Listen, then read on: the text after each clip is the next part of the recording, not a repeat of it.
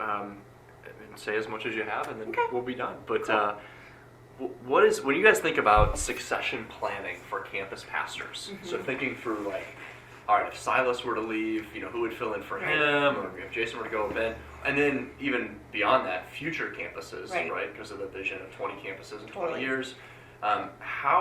What are you guys what are you all currently doing to try to help with That's a that? good question. I really feel like the biggest, take out these glasses because they're a new prescription, they're giving me a headache. The biggest thing that I would say, it's kind of twofold, and it's definitely the college. Because, the college is, the program can just teach you about your Bible, you can just do the diploma, but then the secondary part of it with the associates is learning ministry. So a lot of the people that are in there are going in there because they have a passion for ministry. And we have had people who have gone through who are like, oh my gosh, I really like grown men who were thinking that they would be called to be a pastor after that. And some have learned that it was not the thing for them. Sure. Excuse me, and some have learned, that it really is. Yeah. God will kind of take them to different parts. Like one of the guys I can think of right now who went to the college last year, he leads our recovery ministry. And he's super passionate about that, and he's able to do that. And he's also works with Pastor Jason up in Zimmerman. So the pastors work really hard. Pastor Jason is the one who has the most, I think just because he's been doing it the longest, and he's very patient at teaching people, essentially is what I would say. He has apprentices that directly work with him. So there are, I think, 3 guys that are in the college right now that or have finished the college as of last year and are continuing that are apprenticing him on that. And then there's one woman who helps kind of lead his campus of sorts. And I think one day I can imagine, God doing something. I don't know if she would run a campus, but she would, do some other more different ministry things that way. So we've got a little bit of that where we're raising people up with that. Yeah. And then I also believe that there are people who Pastor Eric kind of works with directly, like Jeremy Fisher is a guy who helps with our men's ministry, and he did go to the college, and he works directly with Pastor Eric. So Pastor Eric is mentoring him one-on-one as they grow and develop some of these things. So, that's a potential, another person that way too. And then, like I said, the dean of students while at our college, he is a phenomenal teacher and preacher. So he fills in for a lot of the campus pastors that way. So he could easily, end up having his own campus. So it sounds like the college and then the apprenticeship model, kind of the core value of Timothy 2:22. Is really the biggest thing for us. Yeah, I mean, I can see that there's a possibility of an outside hire if there was something like that, but in general, what I really respect about how the model that we do things is raising people up that way. So who's responsible for identifying and developing future campus pastors? It's a little bit, I think, of feedback from, a few key people, like Pastor Jason kind of identifying people. That way, definitely the college, staff, there's two main people on staff kind of identifying different things that way. And then I think Pastor Eric just, God kind of speaks to him on different people as he gets to know them too, that way. So it's a little bit of kind of that, that flow. Yeah. Do you have any idea how many, if there's like a bench of sorts, how many people would be on the bench, that like could be potential campus pastors or are kind of close? There's different levels of growth, so you can think about it as like varsity and JV. Oh, I love this. Yeah. So I think that there are probably like 2 or 3 that are closer to the varsity, like lettering kind of thing. Sure. And then there probably are like 4 or 5 that are sitting on the JV bench that are growing, in their potential. And I think, without sounding super strategic or, some of those things, but every market has a different kind of person that fits them. I mean, I'm sure that you experience that with being multi-site too. And like you've now met all of our campus pastors. We got to have an example where we went down to Corpus Christi. Pastor Bill Cornelius mentors Pastor Eric, and they're multi-site like us. They do similar things, He's got more years of experience, so it's really cool to be able to, learn from him different things. So we got to sit down with a group of, I almost want to say 8 or 9 of his campus pastors at one point this last fall when we flew down. A few of us flew down. And it was so funny because as each campus pastor described their campus, I was like, oh yeah, like, duh, you have the family-orientated campus. Right. Like the one guy, when we met him, his was more of their outreach campus. Like it was in kind of more of the projects of Corpus kind of area. I mean, they have like a haircut ministry. They have a clothing drive. They have a food shelf. They have all of these other things. And, he introduced himself and he had gold teeth. And like, and he's got like the tattoos. And one of the pastors, their senior pastors who I met with separately when we were talking about some of the different stuff, told me he has, bullet holes because he is an ex-gangbanger who found the Lord and is now like the best outreach tool to that group of people because he's one of them. So he can, he's converting tons of people to Jesus. So it's super cool. So in the same sense, I came back and I was like, we kind of have that in a very different way. But like Pastor Jason, because now you've met him, is I feel like the perfect guy for Zimmerman. Zimmerman's a little bit more blue collar, outdoorsy, not redneck, I feel like, but just like, country, whatever that way.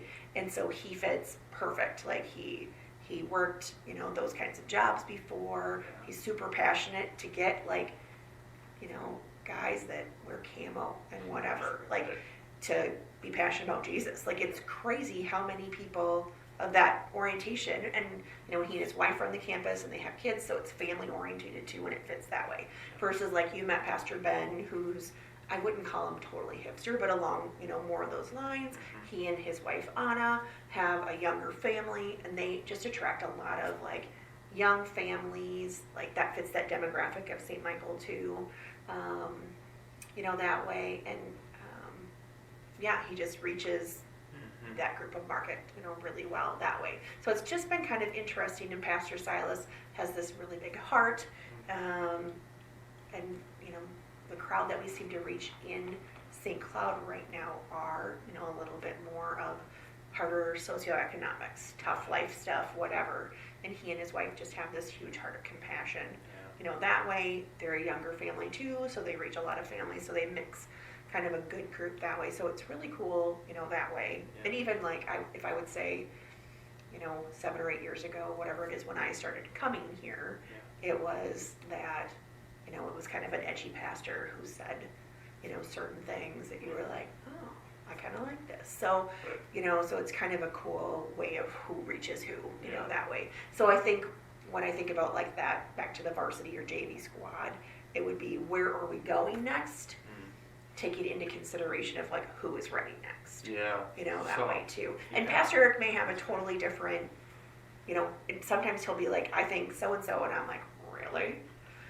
But and I won't see it, but he, like I think all main pastors have to have that bigger vision, and I try to take his big vision and make it details. Sure. So sometimes there is a part of me that's like, oh, I don't see that at all. Yeah. And I can have a doubt, for a second, and then I'm like, why am I even doubting? Because he sees something that I don't see, sure. And that's cool, and it'll end up being perfect, that way too. So how many people do you think should be on the bench? So if you have, Oh, that's a good question. I think that it's really great to have, certainly probably 4 to 5 to 6 people learning, those positions, because there can always be something where, somebody gets hurt, somebody, God moves somebody to go do some different part of ministry, or something that way. So it's nice to have somebody ready to step up. But I hesitate to have, we're going to have, I believe we'll have the 20 campuses, 100%. But I don't think we should have all 20 people now, because I think that can be hard. Like I know that there are times where in the waiting process that people can get restless. Yep. and feel like, well, I'm ready to do this now. Right. If you're not ready for me to do this now, I'm going to go find some other place to do it. Yeah. So I think it's finding kind of that Sure. that way. And sometimes you are growing somebody up to launch them onto the next thing. Yeah. I don't know if how much Pastor Eric talked about like past campus pastors or different things that we've had. Right, but some of them have been where it's been really great. They learned what they needed to learn here, and then they were able to go on, to that next thing. Yeah. So That's great. So I think it's positive. How do you know when somebody's ready? Like, I mean, aside from kind of Pastor Eric seeing something in them, Yeah. what are some indicators or things that you all would go, yep, they're ready to go? I think that there's a certain level of like understanding and maturity in knowing that, how do I want to explain it? That anything is possible, right? That like this could be this super awesome thing, but also someone who's realistic enough to know that there's a lot of work to get it to that anything's possible. Because, Jesus, obviously, when he puts his hand on something, makes it amazing, but he calls us to do the work, behind it that way. And I also think that there's something about, we make our best laid plans, and knowing that the Holy Spirit can move in a second to change something up. Sure. Like we could decide, oh, well, we're not going to do da-da-da-da-da-da. Let's focus this way. Well, the Holy Spirit comes in and is like, I think, like Pastor Eric's got this awesome idea, and it's something that's going to be phenomenal, and just being able to go with the flow. So learning different people's temperaments that way along the way helps. Yeah. To be able to kind of see as they're training up, if you will, like how they handle change or sudden change or those kinds of things with that. And then I think the other thing is developing, seeing how people work with people. Like I want to know that they are able to handle lots of different, difficult situations. Because we're all going to need coaching. I mean, I am going to need coaching, too, and all of that. So I think that there's, always room for that. Did anybody talk about temperament profiles with you? No. Okay, so we really believe in temperament profiling. Okay. We work with Dr. Ron Keller to do the one that, because I think there's a couple different ones out there probably, but that's who we, for the most part, do these profiles with. And we have each staff member do them before they are hired. Okay. And we also, at the college, they do them. So that's the nice part about, as we're raising somebody up, you can already refer to their temperament profile or just say, hey, like, do you know where you fit in that? And it helps a lot of us, I think, learn how we work. And I think you can't make agreements with a piece of paper. Like, there's some biblical truth in why they look into different things. But I also, believe I don't need to make that agreement, with certain things. So, but what it bases it off of are a lot of things about like control. So how much control do you like to have, and how much control do you want over others?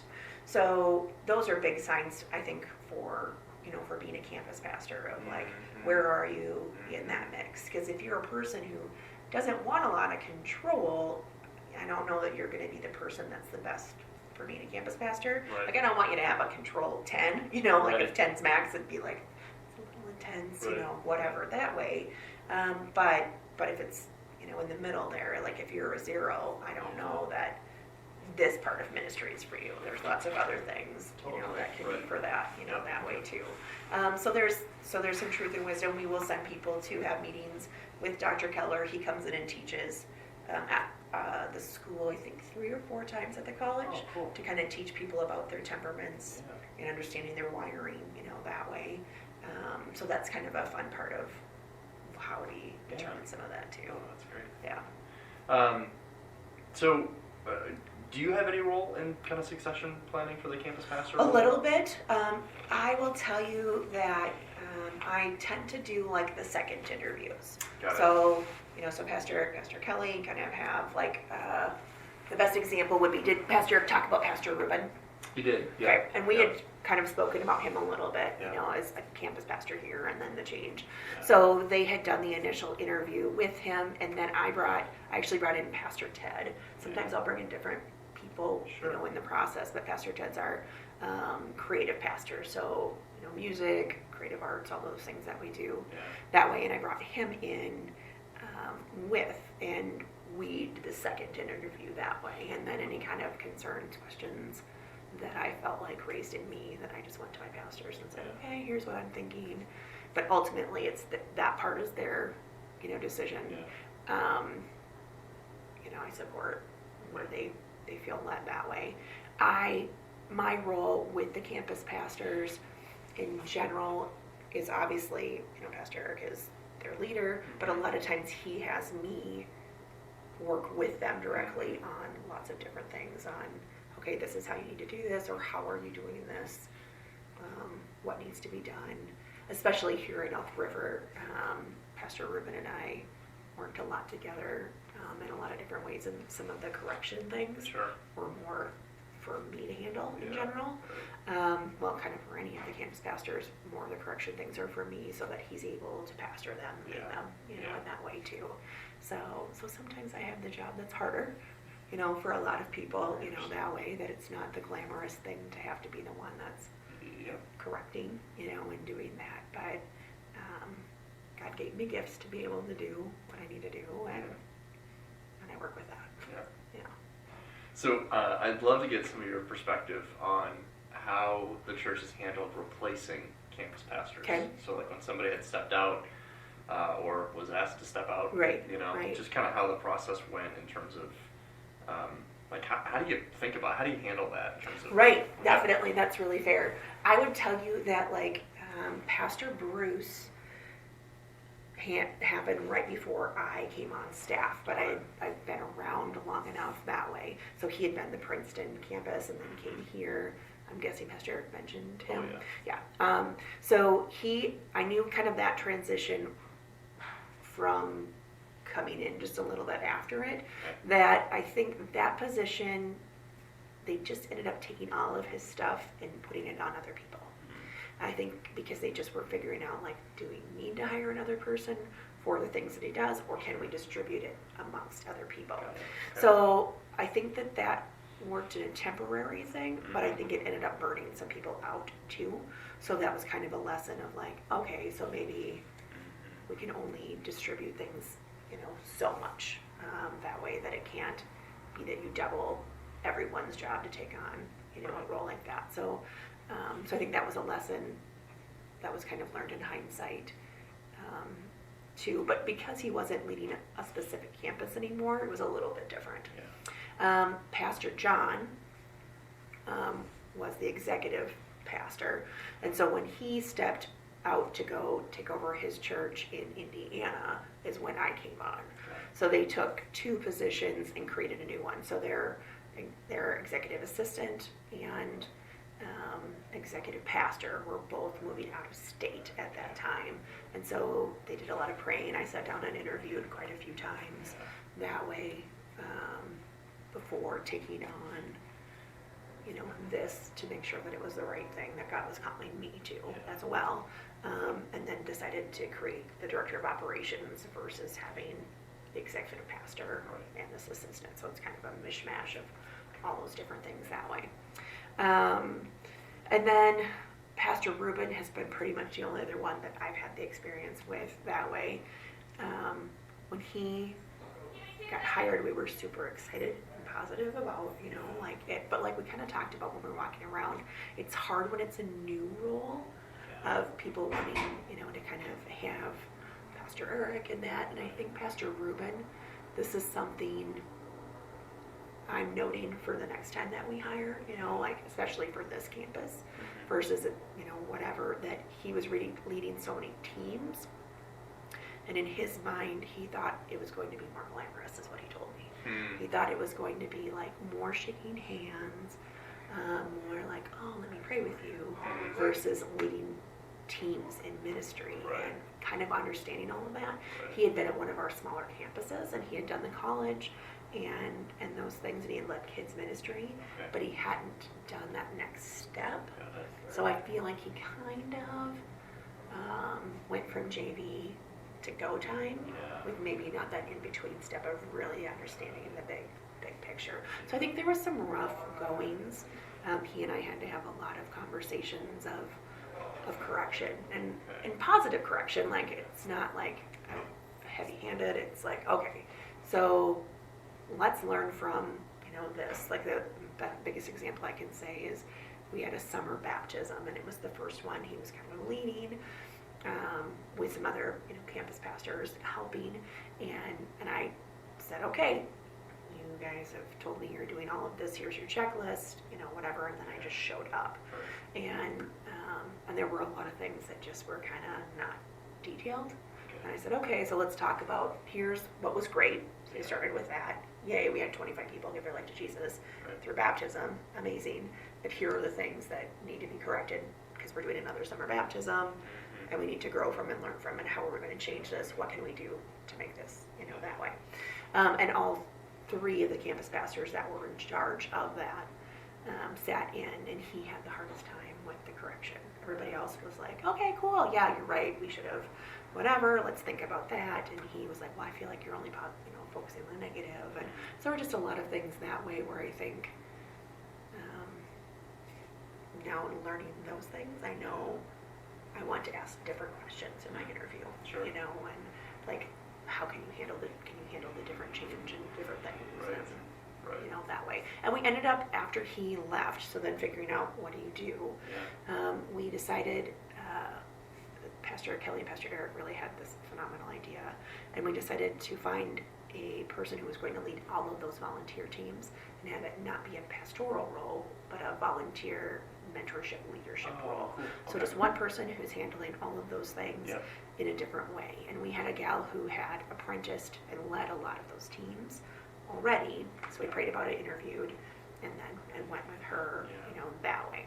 So we haven't filled the campus pastor role, though I likely see the dean of students kind of filling that role. Like on Sundays, he's always here, kind of extra to be with Pastor Eric and pray with people and do that way. And then on Saturday nights, I have like Pastor Silas here, so we tend to kind of have, and Pastor Ben also, because their services are just on Sundays. Okay. So we tend to have the extra pastors that way. That we just haven't found that we need to like fill that role again. Sure. That way it was kind of an experiment, and I think it'll still be one. Yeah. That way. If Pastor Jason were to leave suddenly, I think that would be a different story. We really have to. I think if there's the thought of like, okay, what do we do with that campus in the meantime? How do we do that? We would have probably Pastor Eric over there, Got it. filling in the gap, that way.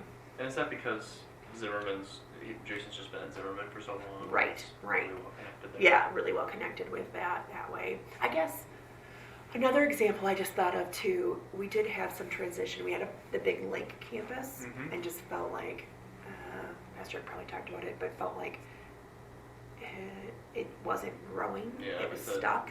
Yeah. It needed something. Right, exactly. And so that's where we decided to make the pastoral change and the location change too. Yeah. And Pastor Rich is a phenomenal guy. He has this wonderful heart. He kind of is like that frat boy that everybody loves, and that he loves everybody. Yeah. When life is a big party, and he's like, yeah, let's go. And he's a super awesome like cheerleader motivator, but he's not a like details, get stuff done kind of thing. So I think there's learning all of those things. It sounds like he stepped into a really challenging situation. Oh yeah, definitely. Yeah, after having, and that was pre me, but having that campus pastor leave and have it be kind of that it was a tough role to fill, and he definitely did his very, very best. Like, I cannot discredit any of that. Yeah. So thinking about how the whole transition happened with Big Lake, obviously you have a move and a campus pastor change. What do you think went well, and if you had it over to do again, what would you change? I think it did go well. I think it went the best that it could, with a lot of the people from that Big Lake campus, transferred over to St. Michael that way. I think, and I don't know how I could do it differently. but I wish that I could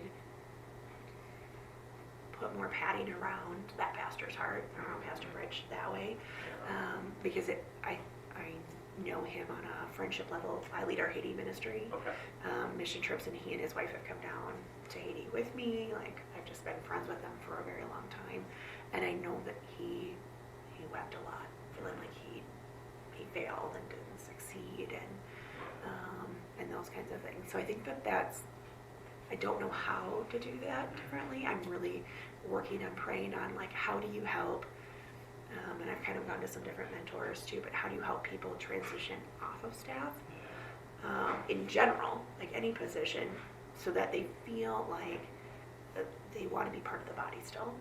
They want to, like Pastor Ruben, because he just 8 months in realized, like, this is not for me, but I love this place. I do not want to get burnt out. I want to be with my family more. He had a job that he could walk right back into, all of those things. And he is like a super happy, productive part of our ministry. He and his wife are super engaged still, and I love it here, you know.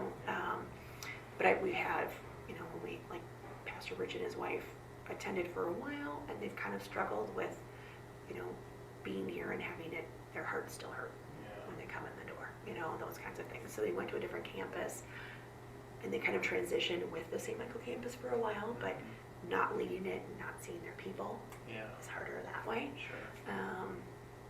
So they're still figuring out where they want to be. So that's where I think those are the things that I wish that I could do differently if I could figure out, you know, just asking God's prompting for that for sure. Yeah. Anything surprise you in that whole transition about how people responded or how the campus handled things or how things went? Let's see. I'm trying to think back because it feels like it was so long ago, but it, you know,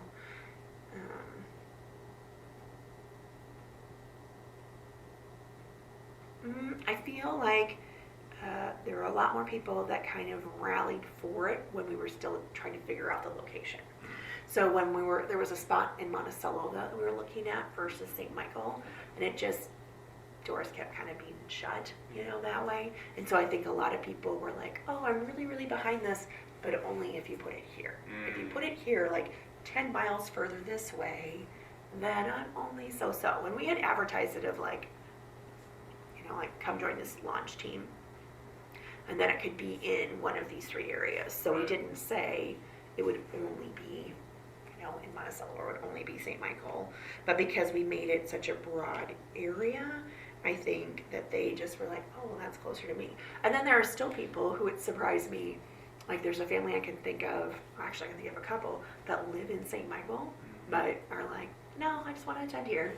And that's okay, you know, like, you know, whatever. But I'm like, oh, it's like 3 minutes from your house.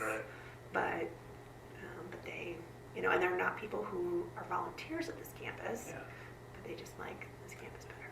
So in terms of the whole church body, how big a deal do you think the Big Lake to St. Michael transition was? Did you hear a lot about it at Elk River? Or not a ton. I think there were probably not Zimmerman at all. I bet they were probably mostly indifferent, you know, to it that way. I think here you heard, you know, some about it, but not really a ton. Like, there are a lot of people in our body who, it surprises me, but they know we have other campuses, but they don't know where they are, you know, that way. Or they were willing to drive past Big Lake before to get here. So it doesn't matter to them if they're in St. Michael or where they're at anyway. That way. I think the people who were rooted on that original volunteer team, they like with the original campus pastor, those are the ones who still have some of the grumblings that way, because I'm lingering friends, you know, with a few that way. And I'll see on Facebook that a lot of them have found a church here in town that they all go to together. There were a few that stuck around, you know, for a while, but they were always doing things socially with that core group that they got to know when they launched that original campus, that way. So, and I get it, like, that's, I mean, serving together, deep in ministry is how you build, you know, deep friendships. So I think that, you know, is that. So really, anyone that's really a part of the body now, it's not as big of a deal, but those past people, I think, felt like, oh, we put so much into this, and now it's not even there, and they don't see it as a campus that transitioned. They see it as a campus that's closed, that way. This is Pastor Eric, so let me grab this. Hi.